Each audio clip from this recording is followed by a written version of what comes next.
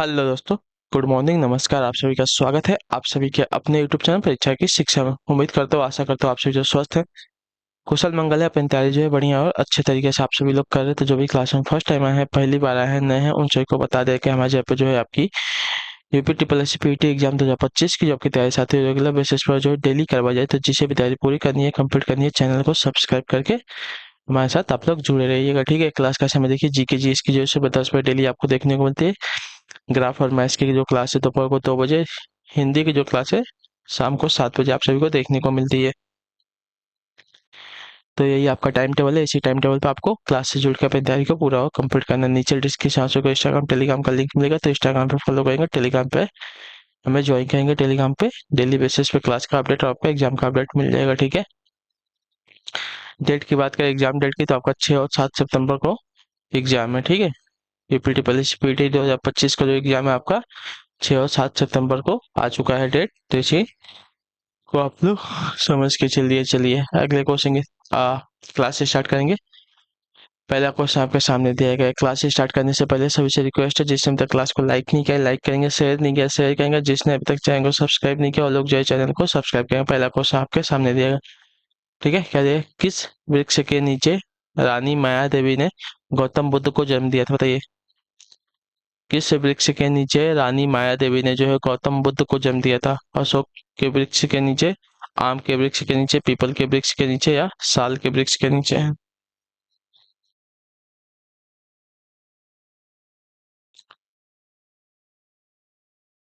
तो इसका right answer हो जाएगा ऑप्शन नंबर डी, साल का वृक्ष। ठीक है, ऑप्शन नंबर आपका डी राइट होगा। रानी माया देवी यानी कि महामाया ने जो है गौतम बुद्ध को साल के वृक्ष के नीचे जन्म दिया था। उनका जन्म जो आपका 563 ईसा पूर्व हुआ था। ठीक है, ये बात याद रखिएगा। कपिल वस्तु के निकट लुम्बिनी में हुआ था। ठीक है, चलिए अगले क्वेश्चन की तरफ बढ़ेंगे। आपका है दूसरा नंबर, बताने की कोशिश कीजिएगा राइट आंसर का। अशोक के शासनकाल की सबसे महत्वपूर्ण घटना कलिंग आधुनिक युग में रिक्त स्थान पर विजय थी, जो उनके जीवन का महत्वपूर्ण परिवर्तन सिद्ध हुआ। बताइए, अशोक के शासनकाल की सबसे महत्वपूर्ण घटना कलिंग आधुनिक युग में रिक्त स्थान पर विजय थी, जो उनके जीवन का एक महत्वपूर्ण परिवर्तन सिद्ध हुआ। क्या था वो? तो था साथियों आपका उड़ीसा। ठीक है, ऑप्शन नंबर आपका बी राइट होगा। ठीक है, क्लियर सर को, हाँ या ना?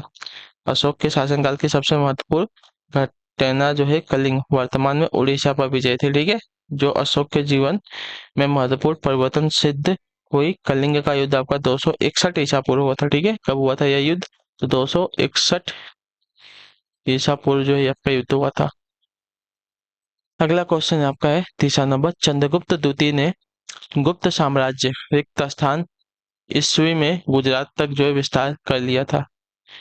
चंद्रगुप्त द्वितीय ने गुप्त साम्राज्य का रिक्त स्थान ईस्वी में जो है गुजरात तक विस्तार कर लिया था। किस ईस्वी तक? तो आपका राइट आंसर यहाँ पे हो जाएगा साथियों 390 ईस्वी तक। ठीक है, ऑप्शन नंबर आपका ए जो दिया गया आपका राइट आंसर। चंद्रगुप्त द्वितीय ने गुप्त साम्राज्य का 390 ईस्वी में जो है गुजरात तक विस्तार कर लिया था। ठीक है, उसका शासनकाल आपका 380 से 415 ईस्वी तक था। उसने विक्रमादित्य की उपाधि धारण की थी। ठीक है, उसके शासनकाल में गुप्त काल का जो है स्वर्ण काल था, और उसी के समय जो है चीनी यात्री फायान भारत की यात्रा पर आए थे। ये बात भी आपका पूछा जाता है। ठीक है, अगला क्वेश्चन आपका है चौथा नंबर, किसके बीच की अवधि को दिल्ली सल्तनत की अवधि के रूप में जाना जाता है? बताइए, किसके बीच की अवधि को जो है दिल्ली को सल्तनत की अवधि के रूप में जाना जाता है? तो आपका राइट आंसर 1206 से लेके 1526 ईस्वी की। ठीक है, ऑप्शन नंबर आपका सी राइट हो। 1206 ईस्वी से लेके 1526 ईस्वी तक जो है भारत पर 5 वंशों ने सुल्तानों के 1206 ईस्वी से 1526 ईस्वी तक भारत भारत पर जो है 5 वंशों के सुल्तानों के शासनकाल को भारतीय मध्यकालीन इतिहास में दिल्ली सल्तनत काल के नाम से जो है जाना जाता है। ठीक है, गुलाम वंश, खिलजी वंश, तुगलक वंश, सैयद वंश और आपका लोधी वंश। चलिए अगले क्वेश्चन की तरफ बढ़ेंगे। आपका है पांचवा नंबर, निम्नलिखित में से कौन सा राजवंश जो है दक्षिण भारत से संबंधित नहीं था? कौन सा राजवंश जो है दक्षिण भारत से संबंधित नहीं था?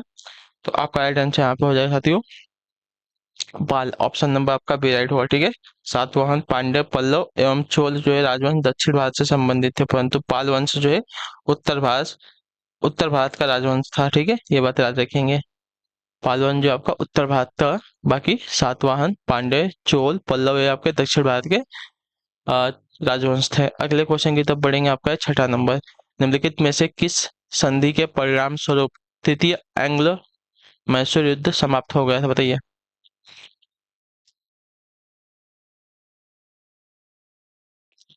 निम्नलिखित में से किस संधि के परिणाम स्वरूप जो है तृतीय एंग्लो मैसूर युद्ध जो है समाप्त हो गया था? इसका सही उत्तर क्या हो जाएगा? तो इसका राइट आंसर आपका हो जाएगा श्रीरंगपट्टनम की संधि, ठीक है। ऑप्शन नंबर आपका ए राइट होगा। श्रीरंगपट्टनम की संधि के परिणाम स्वरूप जो है तृतीय एंग्लो मैसूर युद्ध जो है समाप्त हो गया था, ठीक है। चलिए, और तृतीय एंग्लो मैसूर युद्ध जो है मैसूर राज्य के शासक टीपू सुल्तान और ब्रिटिश ईस्ट इंडिया कंपनी के बीच 1789 से 1792 ईस्वी तक हुआ था, ठीक है। अगले क्वेश्चन की तरफ बढ़ेंगे आपका साथियों। सातवां नंबर। भारत रिक्त स्थान ईस्वी में ब्रिटिश साम्राज्य के प्रत्यक्ष शासन के अधीन आया था कब? बताइए। भारत जो है रिक्त स्थान ईस्वी में ब्रिटिश साम्राज्य के प्रत्यक्ष शासन के अधीन आ गया था। कब आ गया था? तो आपका राइट आंसर साथियों 1858 में आया था, ठीक है। ऑप्शन नंबर आपका बी राइट होगा, ठीक है। क्लियर सही को। भारत जो है 1858 ईस्वी में ब्रिटिश साम्राज्य के प्रत्यक्ष शासन के अधीन आ गया था, ठीक है।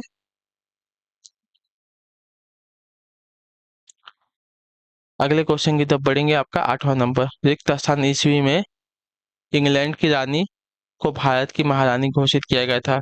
तो इसका राइट आंसर आपका हो जाएगा साथियों 1876 में, ठीक है। ऑप्शन नंबर आपका डी राइट है। महारानी विक्टोरिया जो है 1837 ईस्वी में ब्रिटेन की सामग्री के रूप में सामग्री मतलब वहाँ की महारानी के रूप में जो है सत्तासीन हुई थी, ठीक है। 1876 ईस्वी में उन्हें जो है भारत की महारानी घोषित किया गया था, ठीक है। अपने उदार विचारों के कारण ही वे भारतीय जनमानस में प्रसिद्ध हुई थी, ठीक है। चलिए, क्वेश्चन नंबर आपका 9। निम्नलिखित में से कौन सा विद्रोह जो है ब्रिटिश शासकों द्वारा लगाए गए प्रतिबंधों के विरुद्ध नहीं था? बताइए। निम्नलिखित में से कौन सा विद्रोह जो है ब्रिटिश शासकों द्वारा लगाए गए प्रतिबंधों के विरोध में नहीं था? तो इसका राइट आंसर आपका हो जाएगा साथियों नक्सलवाड़ी विद्रोह, ठीक है। ऑप्शन नंबर आपका डी राइट होगा। नक्सलवाड़ी विद्रोह की शुरुआत आपकी वर्ष 1967 में पश्चिम बंगाल के सिलीगुड़ी जिले में स्थित नक्सलवाड़ी नामक स्थान से हुई थी, ठीक है। क्लियर सभी को। तो यह जो विद्रोह था ब्रिटिश शासकों द्वारा लगाए गए प्रतिबंधों के विरोध में नहीं था, ठीक। अगले क्वेश्चन की तरफ बढ़ेंगे। आपका 10वां। होम रूल लीग के संस्थापक कौन थे? बताइए। होम रूल लीग के संस्थापक कौन थे? तो आपका राइट आंसर यहाँ पे हो जाएगा एनी बेसेंट। ऑप्शन नंबर आपका बी राइट होगा, ठीक है। चलिए, होम रूल लीग आंदोलन की संस्थापक आपकी एनी बेसेंट थी। इस आंदोलन का उद्देश्य जो है स्वराज की प्राप्ति था, परंतु इस आंदोलन ने शस्त्रों के प्रयोग की अनुमति नहीं दी थी, ठीक है। अगले क्वेश्चन की तरफ बढ़ेंगे। आपका 11 नंबर। रिक्त स्थान नामक ग्रीक भाषा से आया है जिसका अर्थ है सिंधु नदी के पार का क्षेत्र। बताइए कौन सा शब्द जो है ग्रीक भाषा से आया है जिसका अर्थ है सिंधु नदी के पार का क्षेत्र? तो आपका आया था साथियों इंडिया, ठीक है। ऑप्शन नंबर आपका सी राइट होगा। क्लियर होगा इसके बारे में। इंडिया नाम जो है ग्रीक भाषा से आया है जिसका अर्थ होता है सिंधु नदी के पार का क्षेत्र, ठीक है। चलिए, अगले क्वेश्चन की तरफ बढ़ेंगे। आपका क्वेश्चन नंबर 12 आपके सामने दिया गया। क्या दिया गया? उत्तर से भारत के उत्तर में 3 पर्वतीय क्षेत्रों का दक्षिणी भाग बाहरी हिमालय है जिसे रिक्त स्थान भी कहा जाता है। क्या कहा जाता है? तो इसे कहा जाता है आपका शिवालिक रेंज, ठीक है। ऑप्शन नंबर आपका बी राइट होगा। भारत के उत्तर में 3 पर्वतीय क्षेत्रों का दक्षिणी भाग जो है बाहरी हिमालय है, जिसे आपका शिवालिक रेंज भी कहा जाता है। ठीक है, अगले क्वेश्चन की तरफ बढ़ेंगे। आपका 93, हिमाचल प्रदेश की दूसरी राजधानी क्या है? तो हिमाचल प्रदेश की दूसरी राजधानी अगर देखा जाएगा तो आपका धर्मशाला है। ठीक है, ऑप्शन नंबर आपका बी राइट होगा। क्लियर सभी को इसके बाद? हिमाचल प्रदेश की दूसरी राजधानी आपकी धर्मशाला है। चलिए अगले क्वेश्चन की तरफ बढ़ेंगे साथियों। 14 नंबर प्रश्न, उत्तर दीजिएगा। एड्रेस, जापान की सहायता से निर्मित पाइथन यानी कि जायकवाड़ी जल विद्युत परियोजना किस नदी पर? बताइए, जापान की सहायता से निर्मित आपका पाइथन जल विद्युत परियोजना किस नदी पर है? तो यह जो है आपकी साथियों है गोदावरी नदी पर। ऑप्शन नंबर आपका डी राइट होगा। ठीक है, जापान की सहायता से निर्मित पाइथन यानी कि जायकवाड़ी जल विद्युत परियोजना आपका गोदावरी नदी पर स्थित है। ठीक है, अगले क्वेश्चन की तरफ बढ़ेंगे। 15 नंबर, उत्तर दीजिएगा। आइटम का उपजाऊ गंगा मैदान समृद्ध रिक्त स्थान मिट्टी से बना है।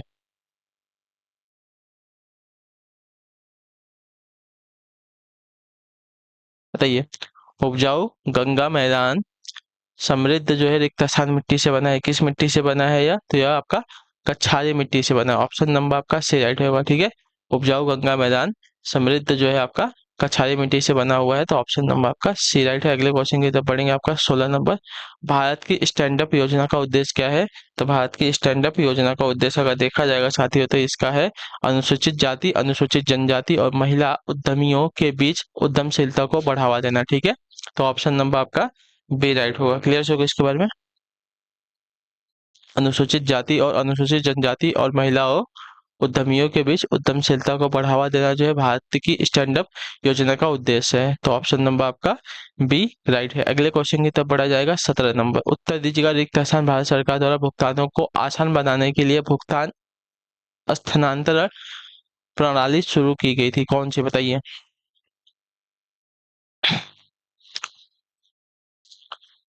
तो ये आपकी भारत क्यूआर कोड। ठीक है, ऑप्शन नंबर आपका डी राइट होगा। ठीक है, क्लियर होगा इसके बारे में? भारत क्यूआर कोड भारत सरकार द्वारा भुगतानों को आसान बनाने के लिए भुगतान स्थानांतरण प्रणाली की शुरुआत वर्ष 2017 में की गई थी। ठीक है, इस प्रणाली का उपयोग जो है भारत भुगतान प्रणाली को और अधिक सरल और पारदर्शी बनाना गया है। ठीक है, अगले क्वेश्चन की तरफ बढ़ेंगे। आपका है 18 नंबर, जल संसाधन नदी विकास और गंगा कायाकल्प मंत्रालय द्वारा गंगा को स्वच्छ करने के लिए सार्वजनिक संगठनों से एकत्र किए जाने वाले फंड का नाम क्या है? तो आपका राइट आंसर स्वच्छ गंगा फंड। ठीक है, ऑप्शन नंबर आपका सी राइट होगा। क्लियर होगा इसके बारे में? जल संसाधन नदी विकास और गंगा कायाकल्प मंत्रालय द्वारा गंगा को स्वच्छ करने के लिए सार्वजनिक संगठनों से एकत्र किए जाने वाले फंड का नाम आपका है स्वच्छ गंगा फंड। ठीक है, चलिए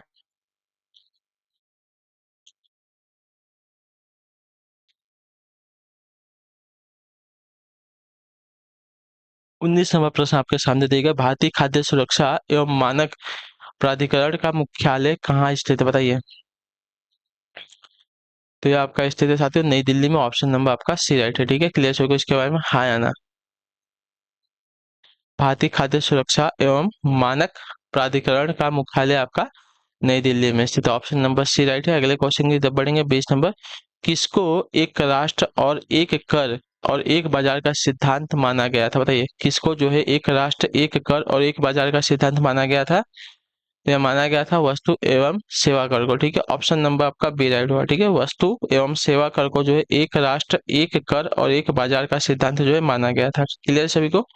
और यह आपका एक अप्रत्यक्ष कर है। ठीक, अगला क्वेश्चन है आपका 21 नंबर, ई गवर्नेंस क्या है?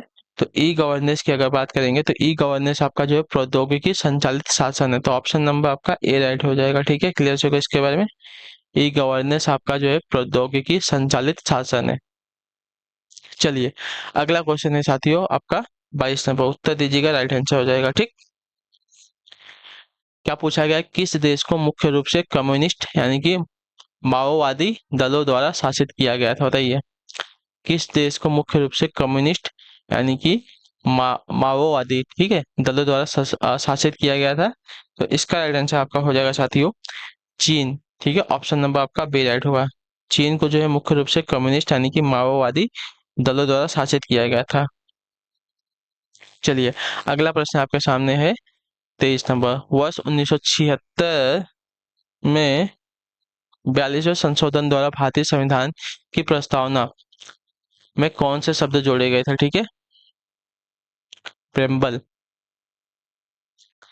तो इसका राइट आंसर हो जाएगा साथियों समाजवादी और धर्मनिरपेक्ष। ठीक है, ऑप्शन नंबर आपका ए राइट होगा। ठीक है, 42वें संविधान संशोधन अधिनियम 1976 द्वारा जो है भारतीय संविधान की प्रस्तावना में समाजवादी और पंथ निरपेक्ष यानी कि धर्मनिरपेक्ष तथा अखंडता जैसे शब्द जोड़े गए थे। ठीक है, इस संविधान संशोधन को लघु संविधान संशोधन भी कहा जाता है। ठीक है, चलिए अगले क्वेश्चन की तरफ बढ़ेंगे। आपका है 24 नंबर। भारत की राष्ट्रीय प्रतिज्ञा के रचयिता रिक्त स्थान थे कौन? बताइए, भारत की राष्ट्रीय प्रतिज्ञा के रचयिता कौन थे? तो भारत की राष्ट्रीय प्रतिज्ञा के रचयिता की अगर बात की जाएगी तो आपका पीडीमारी वेंकट सुब्बा राव थे। ठीक है, ऑप्शन नंबर आपका सी राइट होगा। ठीक है, भारत की राष्ट्रीय प्रतिज्ञा के रचयिता आपके पिंडीमारी वेंकट सुब्बा राव थे। ठीक है, इसे वर्ष 1962 में तेलुगु भाषा में रचाया गया था। ठीक है, चलिए अगला क्वेश्चन है आपका 25 नंबर। उत्तर दीजिएगा, संविधान सभा ने किस दिन जो है भारत के राष्ट्रीय ध्वज को अपनाया था? तो आपका राइट आंसर 22 जुलाई 1947 को, ऑप्शन नंबर आपका सी राइट हो। ठीक है, संविधान सभा ने 22 जुलाई 1947 को जो है भारत के राष्ट्रीय ध्वज को अपनाया था। ठीक है, भारत के राष्ट्रीय ध्वज में जो है 3 रंग केसरिया सफेद हरा है और इसकी लंबाई और चौड़ाई का अनुपात आपका है 3:2 है। ठीक है, चलिए अगले क्वेश्चन की तरफ बढ़ेंगे। आपका है 26 नंबर। वायु की गति मापने का यंत्र क्या होता है? तो वायु की गति मापने का जो यंत्र है उसको कहा जाता है आपका एनीमोमीटर। ठीक है, ऑप्शन नंबर आपका सी राइट होगा। ठीक है, वायु की गति मापने वाले यंत्र को आपका एनीमोमीटर कहते हैं। अगले क्वेश्चन की तरफ बढ़ेंगे। आपका 27 नंबर। उत्तर दीजिएगा, राइट आंसर क्या हो जाएगा? 20,000 हर्ट्ज से अधिक आवृत्ति की ध्वनि तरंगों को क्या कहते हैं? तो इसे आपका पराशब्द कहा जाता है। ठीक है, ऑप्शन नंबर आपका बी राइट होगा। ठीक है, 20,000 हर्ट्ज से अधिक आवृत्ति वाली तरंगों को पराशब्द तरंगे कहते हैं। इन तरंगों को कुत्ते व बिल्ली सुन सकते हैं। ठीक है, अगले क्वेश्चन की तरफ बढ़ेंगे। आपका 28 नंबर।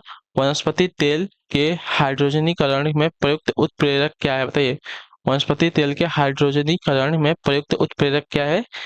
तो यह है आपका साथियों NI यानी कि निकिल। ठीक है, वनस्पति तेल के हाइड्रोजनीकरण में निकिल का प्रयोग उत्प्रेरक के रूप में किया जाता है। ठीक है, उत्प्रेरक की उपस्थिति मात्रा से रासायनिक अभिक्रिया का वेग जो है बढ़ाया या घटाया जा सकता है। ठीक है, अगला आपका 29 वृषण यानी कि टेस्टिस द्वारा स्रावित नर लिंग हार्मोन क्या है? बताइए, टेस्टिस द्वारा स्रावित नर लिंग हार्मोन क्या है? तो आपका राइट आंसर हो जाएगा साथियों टेस्टोस्टेरोन। ठीक है, ऑप्शन नंबर आपका ए राइट हो जाएगा। ठीक, वृषण यानी कि टेस्टिस से निकलने वाले हार्मोन को जो आपका टेस्टोस्टेरोन कहते हैं। ठीक है, चलिए अगला है आपका 30 नंबर प्रश्न। एक लिंगी पुष्प के लिए निम्नलिखित में से एक उदाहरण है क्या है? बताइए, एक लिंगी पुष्प के लिए निम्नलिखित में से एक उदाहरण क्या है? पपीता, गुड़हल, सरसों या मटर? तो आपका राइट आंसर यहाँ पर हो जाएगा साथियों पपीता। ठीक है, ऑप्शन नंबर आपका ए राइट होगा। क्लियर सको, यदि पुष्प में केवल एक जनन अंग पुमंग या जायंग उपस्थित हो तो उसे आपका एक लिंगी पुष्प कहते हैं। ठीक है, एक लिंगी पुष्प के उदाहरण के पपीता और तरबूज होते हैं। ठीक है, ये बात याद रखिएगा। चलिए अगले क्वेश्चन की तरफ बढ़ेंगे। 61 बताइएगा राइट आंसर क्या क्या देगा? रामानंद सागर की रामायण एक टीवी श्रृंखला में सीता की भूमिका किसने निभाई थी? बताइए, फेमस क्वेश्चन है, इंपॉर्टेंट क्वेश्चन है। तो आपका राइट आंसर होगा दीपिका चिखलिया। ठीक है, ऑप्शन नंबर आपका ए राइट होगा। क्लियर है इसके बारे में? रामानंद सागर की रामायण एक टीवी श्रृंखला में सीता की भूमिका अभिनेत्री दीपिका चिखलिया ने निभाई थी। ठीक है, अगला क्वेश्चन आपका है 62 भारत को किस वर्ष में विश्व स्वास्थ्य संगठन यानी कि WHO द्वारा पोलियोग्रस्त देशों की सूची से निकाल दिया गया? बताइए, तो आपका राइट आंसर हो जाती हो वर्ष 2012 में, ऑप्शन नंबर आपका ए राइट होगा। ठीक है, भारत को वर्ष 2012 में विश्व स्वास्थ्य संगठन यानी कि WHO द्वारा जो है पोलियोग्रस्त देशों की सूची से निकाल दिया गया बाहर। ठीक है, अगले क्वेश्चन की तरफ बढ़ेंगे। आपका है 63 क्या पूछा है? नोबल म्यूजिक विश्व में कहाँ पर स्थित? बताइए, नोबल म्यूजियम सॉरी म्यूजिक नहीं है, म्यूजियम है। नोबल म्यूजियम विश्व में कहाँ पर स्थित है? तो नोबल म्यूजियम की अगर बात की जाएगी तो आपका राइट आंसर स्टॉकहोम में है, ठीक है। ऑप्शन नंबर आपका बी राइट होगा, ठीक। नोबल म्यूजियम विश्व में स्टॉकहोम में स्थित है। यह नोबल पुरस्कार विजेता और संस्थापक अल्फ्रेड नोबल के बारे में सूचना वितरित करता है, ठीक है। अगले क्वेश्चन की तरफ बढ़ेंगे। 64 64 नंबर, पवित्र शहर मक्का रिक्त स्थान में स्थित है, कहाँ पर बताइए?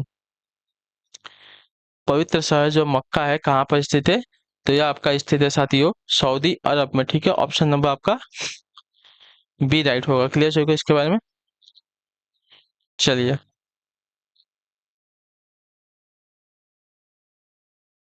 अगले क्वेश्चन की तो पढ़ेंगे। 65 65 number, Indira Gandhi memorial tulip garden कहाँ पर है बताइए? Indira Gandhi memorial tulip garden कहाँ पर स्थित है? तो यह स्थित है साथियों आपका श्रीनगर में, ठीक है। ऑप्शन नंबर आपका सी राइट होगा। क्लियर होगा इसके बारे में? चलिए Indira Gandhi memorial tulip garden आपका श्रीनगर में स्थित है। अगले क्वेश्चन की तरफ बढ़ेंगे। 66 66 नंबर, निम्न में से किसने जो है रामेश्वरम में डॉक्टर एपीजे अब्दुल कलाम स्मारक का उद्घाटन किया है बताइए? निम्नलिखित में से किसने जो है रामेश्वरम में डॉक्टर एपीजे अब्दुल कलाम स्मारक का उद्घाटन किया है? तो इसका राइट आंसर आपका हो जाएगा साथियों प्रधानमंत्री नरेंद्र मोदी ने, ठीक है। ऑप्शन नंबर आपका बी राइट होगा, ठीक है। क्लियर है? चलिए अगले क्वेश्चन की तरफ बढ़ेंगे। आपका 67 67 नंबर, क्या जगह? स्पुतनिक 1 निम्नलिखित देशों में से किसके द्वारा प्रक्षेपित किया गया था बताइए? स्पुतनिक 1 जो है निम्नलिखित देशों में से किसके द्वारा प्रक्षेपित किया गया था? अमेरिका, यूके, सोवियत संघ या फ्रांस? तो आपका राइट आंसर यहाँ पे हो जाएगा सोवियत संघ के द्वारा। ऑप्शन नंबर आपका सी राइट होगा, ठीक है। क्लियर होगा इसके बारे में? चलिए स्पुतनिक 1 जो है सोवियत संघ द्वारा प्रक्षेपित किया गया था।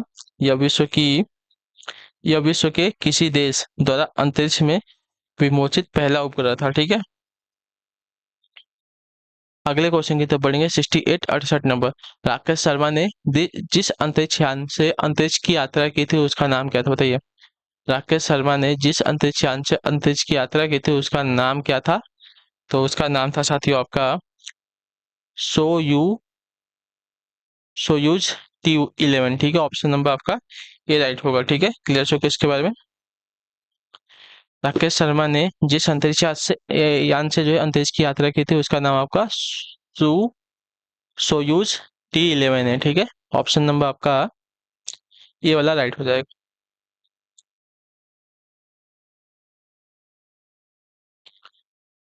अगला है आपका 69 69 नंबर, विश्व स्वास्थ्य संगठन का मुख्यालय कहाँ पर स्थित है? तो ये आपका स्थित है साथियों फ्रांस में। ऑप्शन नंबर आपका ए राइट हो जाएगा, सॉरी स्विट्जरलैंड में, सॉरी फ्रांस नहीं है स्विट्जरलैंड में। ऑप्शन नंबर आपका बी राइट होगा, ठीक है। विश्व स्वास्थ्य संगठन का जो मुख्यालय आपका स्विट्जरलैंड में स्थित है। ऑप्शन नंबर आपका बी राइट है, ठीक। चलिए अगले क्वेश्चन की तरफ बढ़ेंगे। 70 नंबर, उत्तर दीजिएगा। सीवी रमन के बारे में क्या असत्य है, ठीक है। सीवी रमन के बारे में क्या असत्य है इसमें से? तो सीवी रमन के बारे में आपका क्या असत्य है ना? तो इन्हें वर्ष 1954 में भारत रत्न से सम्मानित किया गया था, सही बात है। इन्होंने वर्ष 1930 में नोबेल पुरस्कार जीता था, ये भी सत्य कथन है। इनका जन्म आपका 1888 में तमिलनाडु में हुआ था, ये भी आपका सत्य कथन है। इन्हें वर्ष 1987 में नाइटहुड की उपाधि दी गई थी, नाइट की उपाधि आपका गलत है, ठीक है। ये वाला आपका ऑप्शन नंबर डी वाला गलत है, ठीक है। प्रसिद्ध भारतीय वैज्ञानिक सीवी रमन को जो है सीवी रमन का जो जन्म है आपका 7 नवंबर 1888 को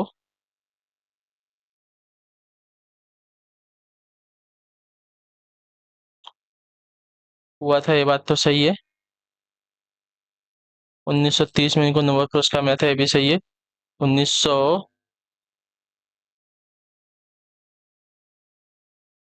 नाइटहुड की उपाधि वाला आपका गलत है, ठीक है। 1954 में इन्हें जो है भारत रत्न भी दिया गया था, ठीक। चलिए तो इसी के साथ जो आपकी क्लास है आज की यहीं पे कंप्लीट होती है, पूरी होती है। उम्मीद करता हूँ आपको क्लास जो अच्छी लगी, पसंद है तो अपना जो फीडबैक है क्लास का नीचे कमेंट में क्लास अच्छी है क्लास को लाइक करके चैनल पहले चैनल को सब्सक्राइब करके जाइएगा। हम आपसे मिलते हैं आपकी अगली क्लास में, तब तक के लिए टाटा बाय बाय, जय हिंद जय भारत। आपसे क्लास से जुड़ने के लिए बहुत बहुत ही धन्यवाद साथियों।